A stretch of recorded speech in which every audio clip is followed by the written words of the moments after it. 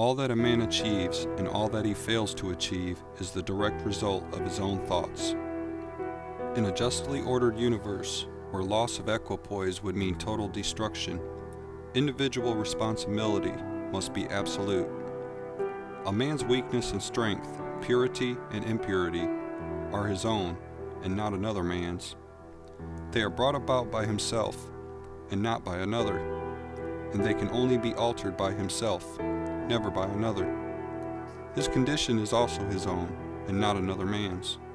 His suffering and his happiness are evolved from within. As he thinks, so he is.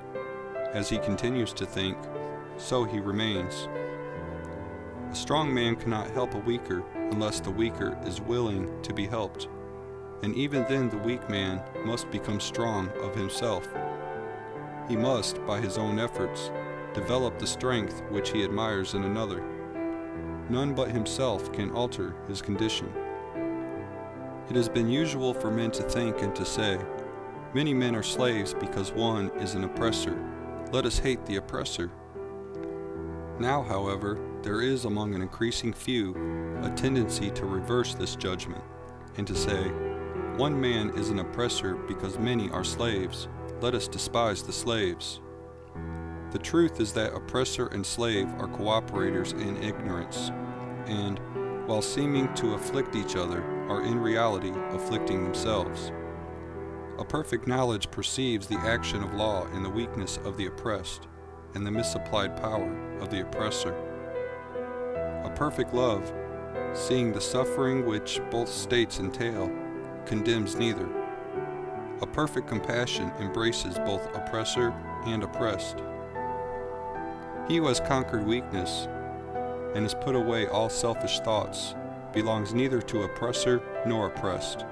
He is free. A man can only rise, conquer, and achieve by lifting up his thoughts. He can only remain weak and abject and miserable by refusing to lift up his thoughts. Before a man can achieve anything, even in worldly things, he must lift his thoughts above slavish animal indulgence. He may not, in order to succeed, give up all animality and selfishness by any means, but a portion of it must at least be sacrificed. A man whose first thought is bestial indulgence could neither think clearly nor plan methodically.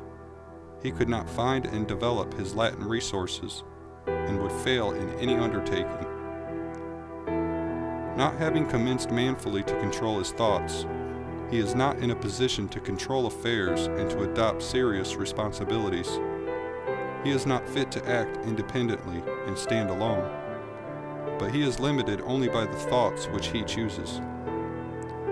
There can be no progress, no achievement, without sacrifice. A man's worldly success will be in the measure that he sacrifices his confused animal thoughts and fixes his mind on the development of his plans and the strengthening of his resolution and self-reliance. And the higher he lifts his thoughts, the more manly, upright, and righteous he becomes. The greater will be his success, the more blessed and enduring will be his achievements. The universe does not favor the greedy, the dishonest, the vicious, although on the mere surface it may appear sometimes to do so. It helps the honest, the magnanimous, the virtuous. All the great teachers of the ages have declared this in varying forms. And to prove and know it, a man has but to persist in making himself more and more virtuous by lifting up his thoughts. Intellectual achievements are the result of thought consecrated to the search for knowledge, or for the beautiful and true in life and nature.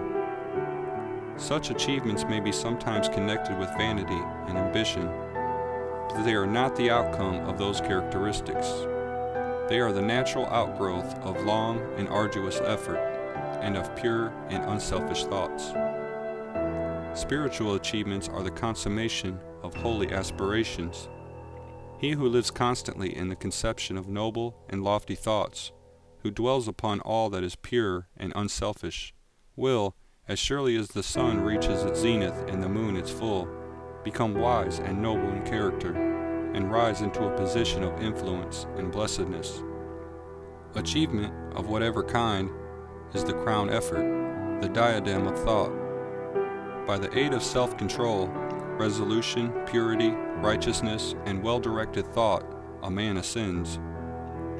By the aid of animality, indolence, impurity, corruption, and confusion of thought, a man descends.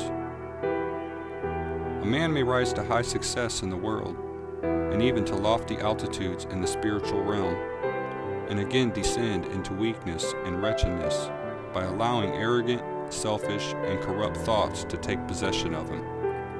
Victories attained by right thought can only be maintained by watchfulness. Many give way when success is assured and rapidly fall back into failure.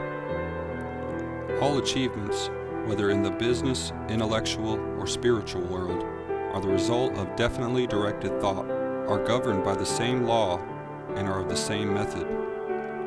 The only difference lies in the object of attainment.